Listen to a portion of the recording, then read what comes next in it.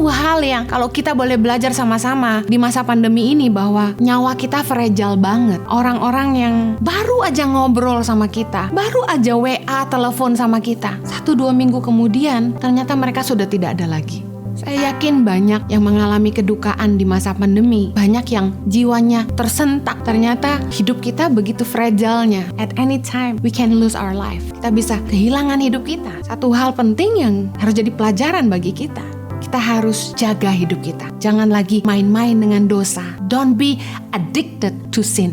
Yesus sudah membebaskan kita. Jangan sampai lagi kita jadi hamba dosa. Apapun yang kita bangun dalam hidup ini, coba pikirkan konsekuensinya. Lihat ujungnya. Apapun yang kita mau mulai, apapun yang kita mau bangun dalam hidup kita, pikirkan ujungnya. Yang menyedihkan biasanya orang tuh tahu konsekuensi yang akan mereka tanggung, tapi mereka tetap lakukan juga. Mereka tahu kalau korupsi 1 hari bisa ditangkap, bisa dipenjara.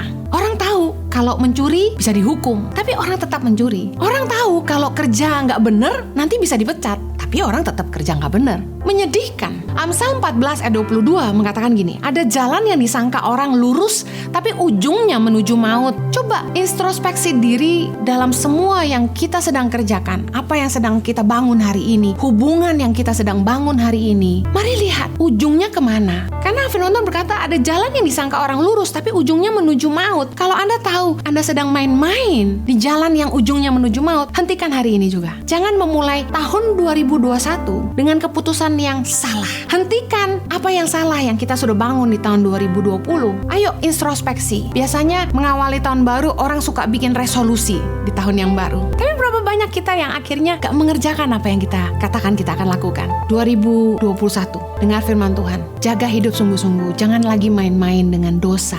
Orang yang mengaku percaya Tuhan tapi tetap melakukan ketidakbenaran, mereka sebenarnya sedang main-main dengan Tuhan. Dengar baik, ketika Yesus dibawa oleh iblis ke bubungan bait Allah di dalam perikop pencobaan di padang gurun, tentu Anda tahu, ingat cerita Yesus berpuasa 40 hari kemudian iblis datang dan mencobai Yesus. Ketika Yesus dibawa ke bubungan bait Allah dalam Lukas 4 ayat yang ke-9 dikatakan gini, kemudian ia membawa Yesus ke Yerusalem dan menempatkan dia di bubungan bait Allah, lalu berkata kepadanya, jika engkau anak Allah, jatuhkanlah dirimu dari sini ke bawah. Ayat 10, sebab ada tertulis mengenai engkau, ia akan memerintahkan malaikat-malaikatnya untuk melindungi engkau, dan mereka akan menatang engkau di atas tangannya, supaya kakimu jangan terantuk kepada batu.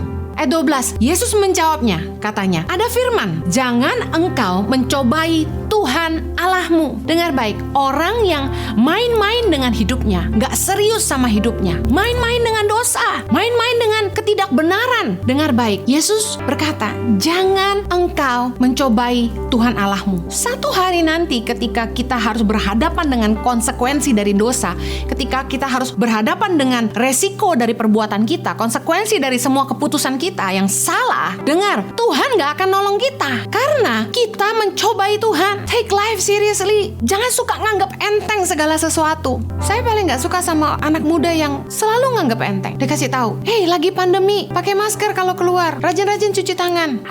Easy. Menggampangkan. Dengar baik, saya percaya Yesus memberikan teladan kepada kita. Dia punya kemampuan untuk menyelamatkan dirinya. Saya percaya seandainya Yesus benar-benar menjatuhkan dirinya dari bubungan bait Allah, saya percaya Yesus sanggup menyelamatkan dirinya. Apakah Anda percaya Yesus sanggup menyelamatkan dirinya kalau dia jatuh dari bubungan bait Allah? Apa Yesus bisa terbang? Saya mau kasih tahu, Yesus punya kuasa berjalan di atas air. Dalam Matius 14 ayat 25. Kira-kira jam 3 malam datanglah Yesus kepada mereka berjalan di atas air. Yesus berjalan di atas air. He was so powerful. A miraculous man. Bahkan, tahukah Anda bahwa Yesus itu punya kekuatan ilmu menghilang? Dia tidak terlihat. Lukas 4 ayat 28. Mendengar itu sangat marahlah semua orang yang di rumah ibadat itu. Ayat 29. Mereka bangun lalu menghalau Yesus keluar kota dan membawa dia ke tebing gunung, tempat kota itu terletak, untuk melemparkan dia dari tebing itu. Tetapi ia berjalan lewat dari tengah-tengah mereka lalu pergi. Jadi dalam Lukas 4 ayat 28-30 ini diceritakan bahwa Yesus itu hendak dibunuh oleh orang banyak. Dia digiring ke pinggir tebing, tapi Yesus bisa berjalan lewat di tengah-tengah mereka lalu pergi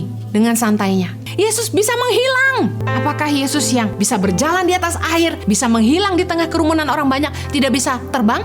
tidak bisa menyelamatkan dirinya apabila dia jatuh dari hubungan bait Allah? Saya percaya bisa. Tetapi kenapa Yesus tidak lompat? Meskipun Yesus punya kekuatan, dia mau kasih kita sebuah pelajaran. Meskipun kita punya iman, meskipun Tuhan sanggup menolong kita, jangan mencobai Tuhan Allahmu. Seriuslah dengan hidup kita. Walaupun Anda berkata bahwa Anda percaya Yesus, Anda rajin berdoa, Anda rajin puasa, Anda hafal ayat-ayat firman Tuhan, tapi apabila Anda tidak bijaksana dengan hidup Anda sedang mencobai Allah. Saya nggak peduli seberapa rohani hidupmu, tapi kalau kamu nggak bijaksana dengan hidupmu, engkau sedang mencobai Allah.